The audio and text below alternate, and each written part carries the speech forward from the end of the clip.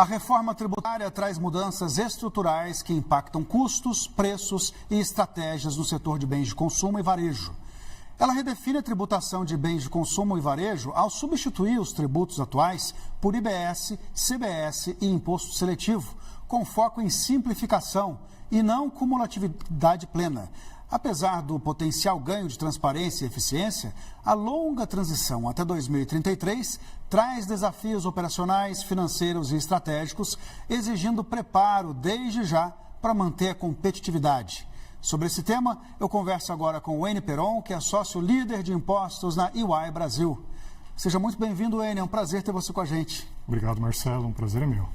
Bom, como é que a reforma tributária impacta as empresas de consumo especificamente? As empresas de consumo e consumer products e retail, de modo geral, vão passar por uma mudança bastante significativa na relação comercial entre fornecedores e clientes, também na estrutura de custo e no capital de giro, que hoje é administrado de uma forma e a partir da reforma vai ser substancialmente alterado, e também na relação entre fornecedores e clientes, sobretudo o consumidor final. Agora, o que muda na tributação da indústria do varejo com a reforma tributária? Atualmente, a indústria concentra muita tributação em função de substituição tributária, sobretudo o ICMS, e também o regime monofásico de PIS e COFINS. Então, chega no varejo os produtos de uma maneira mais tributada na origem e menos tributada quando chega no varejo, que obviamente é repassado o custo disso para o consumidor final. Esse modelo muda substancialmente porque nós ficamos muito mais próximos agora do IVA europeu, por exemplo, onde todos debitam e creditam durante toda a cadeia, deixando aí mais leve a tributação durante cada uma das etapas dessa cadeia. E outro aspecto que muda substancialmente é que o varejo agora vai poder tomar mais créditos do que antes, atualmente ele toma. Existem vários bloqueios de crédito que hoje o varejo, infelizmente, não pode apropriar.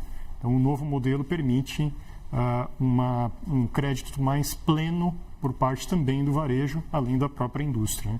Existem poucas exceções para tomada de crédito, basicamente aquilo que é de uso pessoal dos sócios e diretores. O resto você vai poder tomar crédito de absolutamente tudo agora, com uma não cumulatividade mais plena, muito mais neutra do ponto de vista tributário durante toda a cadeia, de modo que quem paga o tributo efetivamente vai ser o consumidor final lá no último elo da cadeia.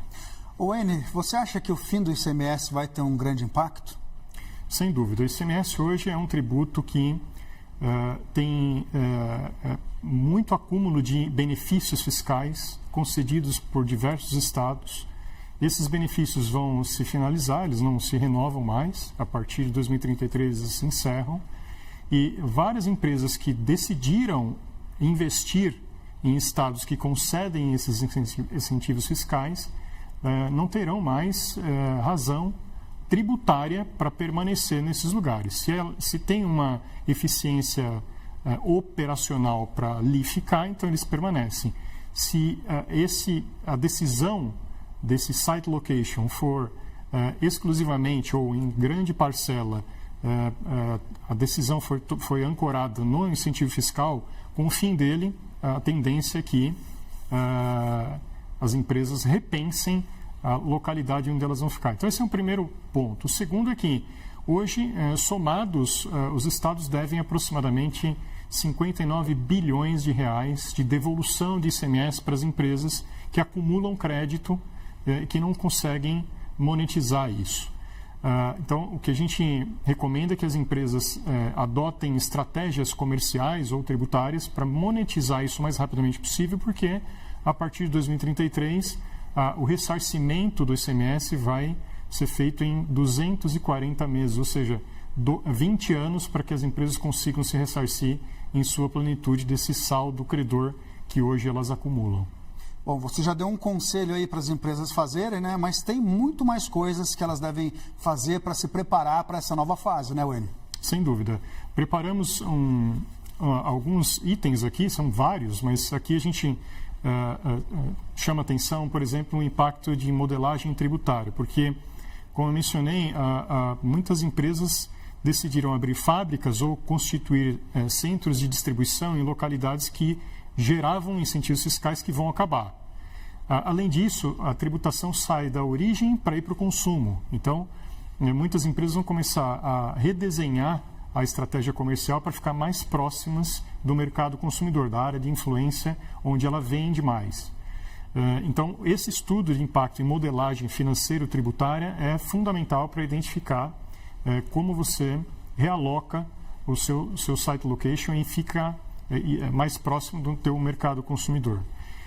A monetização de créditos, nós mencionamos, é algo fundamental para você depois não depender de 20 anos para ser ressarcido. Esse é um last call de levantamento de créditos que as empresas ainda não aproveitaram em sua plenitude. Também isso a gente recomenda que seja feito o mais rapidamente possível.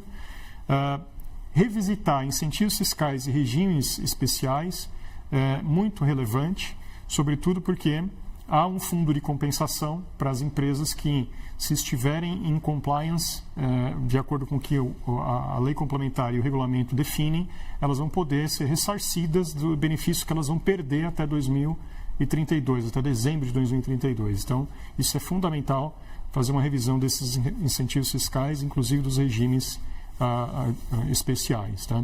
Algumas empresas, por exemplo, que importam por algumas localidades, alguns portos, por conta de regimes especiais, não necessariamente vão fazer mais sentido. Né? Por exemplo, empresas que importam em estados que nem sequer têm porto, mas importam por lá, a mercadoria transita para poder conseguir um crédito presumido, e como isso não vai existir mais, então toda essa redefinição estratégica da malha logística vai ser necessária nesse momento. Tá? Temos mais uma tela aqui, né? Sim. Outros aspectos que nós chamamos atenção é que essa revisão de estrutura operacional é justamente ligada ao fato de que, se você vai ficar mais próximo do seu consumidor, talvez aquela fábrica, aquele centro de distribuição que você tinha para distribuir esses produtos não façam mais sentido. A reestruturação societária vem a reboque disso. Algumas empresas vão preferir verticalizar para tomar mais créditos durante toda a cadeia que ela tem mais controle. Outras, a depender do portfólio de produtos, podem horizontalizar mais. Então, não é o que a gente chama de one size fits all. Isso não existe nesse modelo. A gente vai precisar olhar cada caso. Tá? Por isso que o planejamento estratégico e a análise de pricing, de precificação, é fundamental ser avaliada agora. Sobretudo porque hoje os tributos indiretos, né, que é basicamente ICMS, IPI, PIS e COFINS, quando você calcula, ISS também, quando você calcula esses tributos, grande parte deles o cálculo é com um gross-up. Então você calcula tributo sobre tributo. E a partir do novo IVA, que é IBS e CBS, o IVA dual, esses tributos são calculados por fora, ou seja, não existe um gross-up.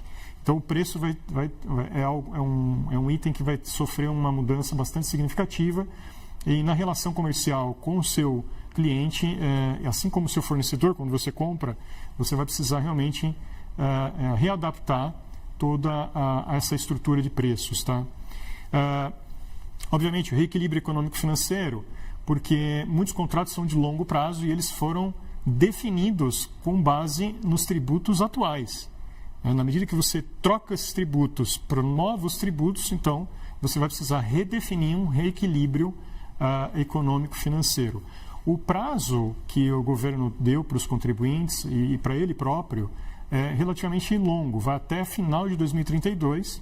Os novos tributos vão chegando com aumento gradativo das alíquotas e os atuais tributos vão reduzindo até você chegar num ponto de intersecção que é dezembro de 2032. Então, vem aí a atualização tecnológica dos sistemas fiscais. Ou seja, hoje as empresas já têm que calcular esses tributos e fazer toda a parametrização fiscal para que o cálculo e a entrega das obrigações acessórias seja feita de forma adequada, vai precisar fazer em paralelo em relação aos novos tributos também, lembrando que os novos sobem e os atuais descem. Então, cada um dos períodos vão ter que ser adaptados todos os anos até chegar ao final de dezembro de 2020.